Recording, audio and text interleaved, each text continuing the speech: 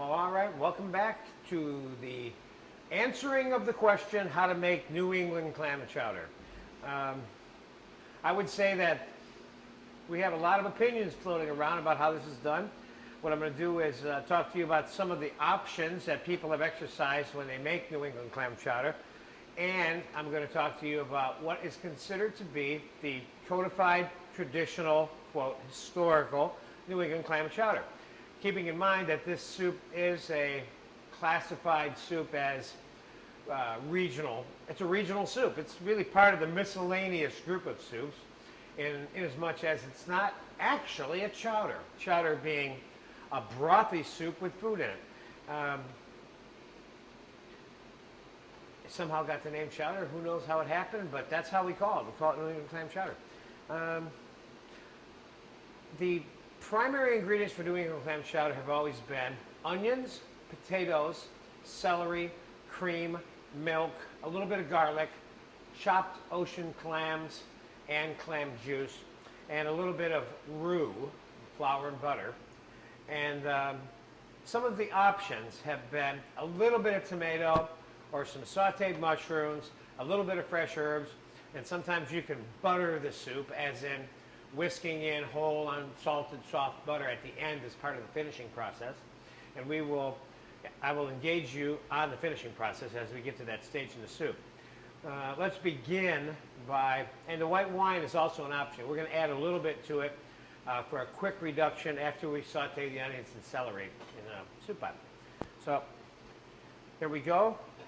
We're going to use whole unsalted butter to cook the vegetables in. And we'll throw a couple of ounces in there. How about 3 to 4? And onions, diced. I pre-diced them. You, of course, know that you can go to how to dice an onion and click on that in your introductory DVDs. Diced celery. And I'm going to opt for the mushroom option, per se, in making the soup. And we're going to add a little bit of sauteed mushrooms. And we're going to add some dried leaf thyme, or fresh thyme if you have it. There's nothing wrong with the dried. It looks like I'm putting a lot in here, but I'm really not. This doesn't come out very much. And we are going to, a little bit of pepper. Fresh, finely ground black peppers has a certain robust flavor to it that can't be replaced by the prepackaged ground. A little bit of salt, and we'll put a little pinch of sugar in there just for fun at this point, but not much.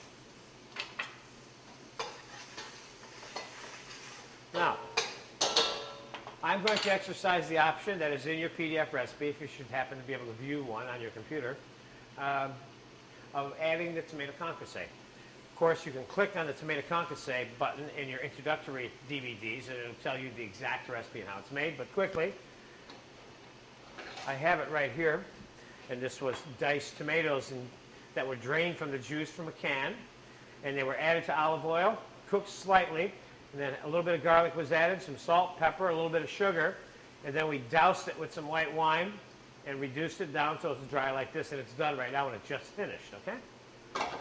In this pan, I made a little bit of pale roux, which is, of course, if you click on the thickening agents and liaisons in your introductory DVD, it will give you very specifics on roux to look at. But this, of course, is always equal parts clarified or whole butter and flour, or oil and flour. Okay? So we have a little bit of roux because that would be the traditional thickening agent for New England clam chowder.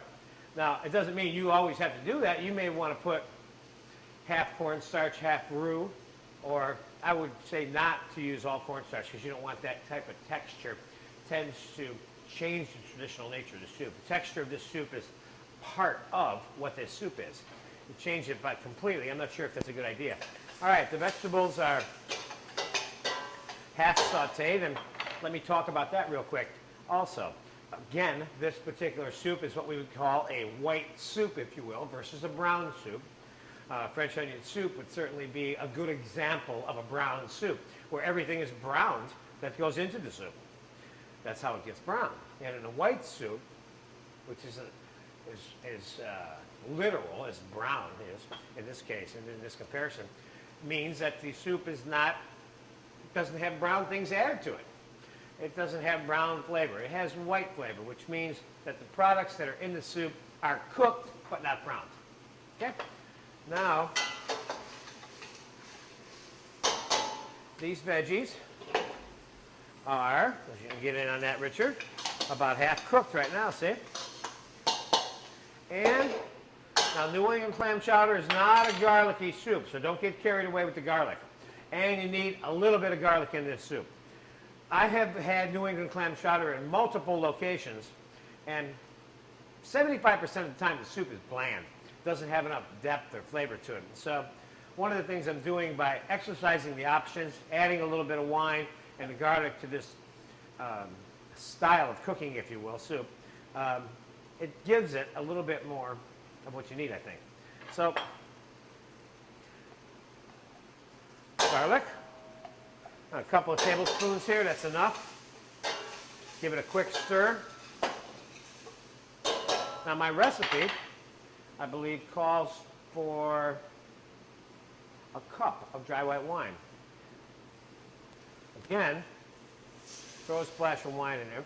Now, the country-style clam chowder, which is also in this DVD, will tell you to use double that amount of wine because we're looking for a different kind of flavor in that soup. This soup, we're just using it as a flavor additive. In the case of the country style, that wine is one of the primary flavors of the soup, see? The primary flavors of this soup is clams and dairy product, cream and milk. Okay, now we're going to give just a little bit more wine in there, not much. There we go. When I put it in, the pan was so hot it reduced it by 50% almost already. Okay. Okay. Now one of the things I'm going to do is we're going to add, after the soup is cooked, as part of the garnishing and finishing of the soup, is diced boiled potatoes. And I peeled and cut up 3 little Idaho potatoes and diced them and dropped them into boiling water and then shocked them into ice water to stop the cooking. We're going to add them to the soup as garnish. This is not something that you would normally add to the soup during the cooking for fear of overcooking the potatoes in the soup, for one thing. The other thing is the potatoes give off a certain starchiness to the soup if they're cooked in the soup versus in something else and then put in the soup. So you want to avoid that certain pasty, starchy stuff which potatoes will give off that you cook them in. Now, the wine is just about reduced now. So here's what I'm going to do. Because we're adding roux to this soup, I'm going to strain the clams from the juice, thicken the soup without the clams, so that I don't get lumps of flour adhering to the clams and stuff too. You know, Louis, if you could please give me a small whisk, that would be great because I'll need it for whisking this. So we're going to strain the clam, and then we'll add the clams as garnish later because they're not going to do anything for flavor during the preparation process. This, like many soups, thank you, doesn't rely on any long-term cooking process for the flavors to be present. There's no bones or meat bones and things like that in it that would require it to be cooked for a long time, or a bunch of flavors that need to be married that require cooking. This is a quick soup to make, okay? So, very much like the country-style clam chowder. So let's strain this.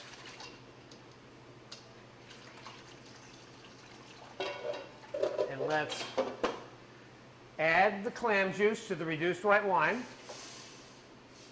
And now let's add the 1 cup each of cream and milk that the recipe calls for to the soup, because those are things that have to be thickened slightly. I'm not measuring this because we don't need to, and you don't need to. Only thing you really need to understand about how much milk or cream gets added to the soup is how creamy do you want the soup to be. You want it to be substantially creamy to the extent that New England clam chowder traditionally is substantially a creamy type soup.